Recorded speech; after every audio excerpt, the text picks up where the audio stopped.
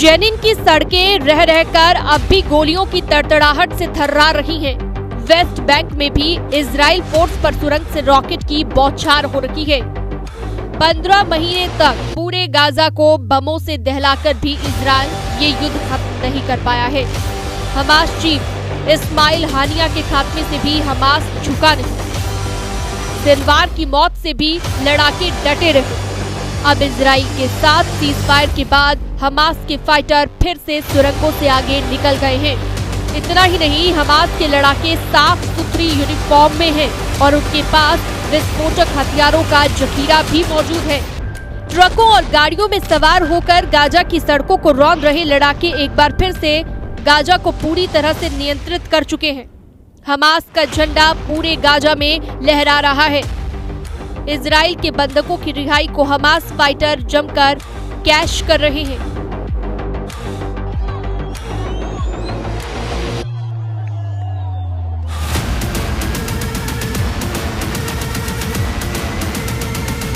Israel सेना की 4 महिला जवानों की रिहाई का जलसा देखिए। हमास लड़ाकों ने हजारों का मजमा लगाकर इजरायली लेडी सैनिकों को आजाद किया है। इस पूरे जलसे में हमास के झंडे लहराती भीड़ है, स्टेज है, नारेबाजी हो रही है। नकाबपोश हमास फाइटर्स का स्वागत हो रहा है।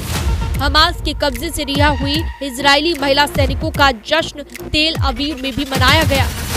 हालांकि इजराइल सेना के प्रवक्ता डैनियल हगारी ने फाइटर ग्रुप पर समझौता तोड़ने के आरोप लगाने शुरू कर दिए हैं। डैनियल ने जानकारी दी है कि हमास रिहाई शर्तों का पूरी तरह से पालन नहीं कर रहा है।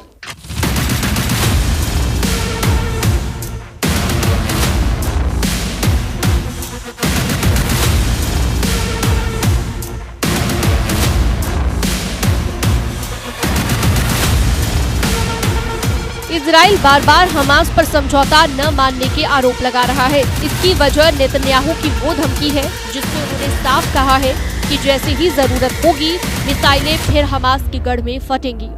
फिर से इजराइल की सेना टैंक से गोले बरसाएगी। नेतन्याहू आर्मी का डॉन धमाका दोबारा शुरू हो सकता है। इसका सिग्नल भी मिलने वाला है। हमास ने अपनी ताकत जुटाने के साथ अपनी शक्ति दोगुनी करने पर जोर लगा दिया है। अमेरिकी खुफिया एजेंसी ने रिपोर्ट दी है कि टेरर ग्रुप हमास ने 10,000 से 15,000 खूंखार लड़ाकों की नई भर्ती की है।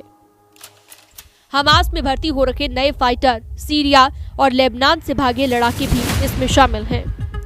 इजराइल से 15 महीने के युद्ध में हमास को करीब 15,000 लड़ाकों का नुकसान हुआ है।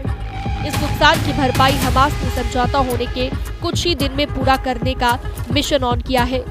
हालांकि हमास के लड़ाकों का सही अनुमान लगा पाना मुश्किल है, क्योंकि गाजा के अंदर कौन हमास का फाइटर है इसका पता लगा पाना लगभग नामुमकिन है।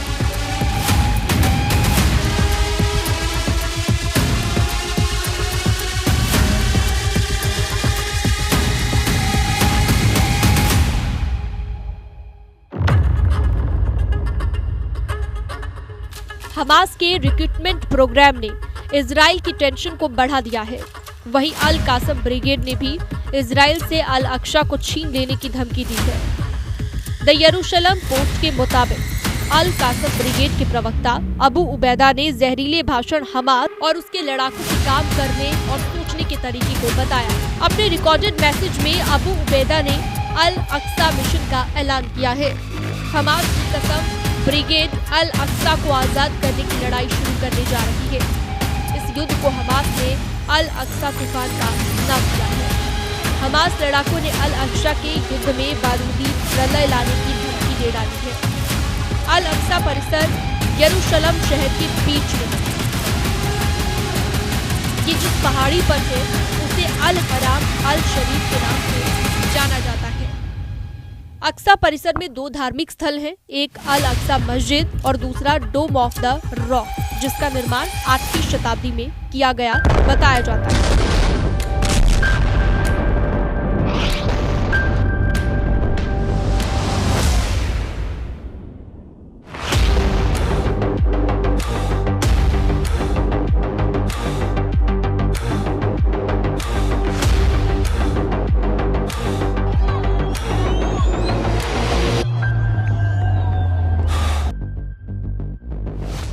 इजराइल अल अक्सा को अपना सबसे पवित्र स्थल मानता है। यहूदी मान्यता है कि 3000 साल पहले किंग सोलोमन ने इसे बनाया, जबकि मुसलमान मानते हैं कि मोहम्मद पैगंबर साहब ने यहीं से जन्नत की यात्रा की थी। यहूदी और मुसलमानों की यही मान्यताएं इजराइल हमास के युद्ध की सबसे बड़ी वजहों में से एक मानी जाती है। 15 महीने तक इजराइल से युद्ध लड़ने के बाद हमास लीडर अब ये समझ रहे हैं कि अल अक्सा पर कब्जे का सही वक्त आ चुका है, लेकिन हमास इस युद्ध को अकेले दम से लड़ने की बजाय मुस्लिम ब्रदरहुड की रणनीति से जीतने का दम भर रहा है।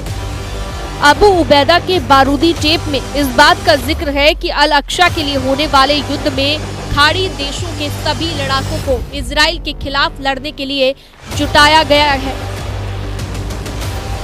हमास की धमकियों के बीच अमेरिका भी एक्शन में आ गया है। अमेरिका के नए विदेश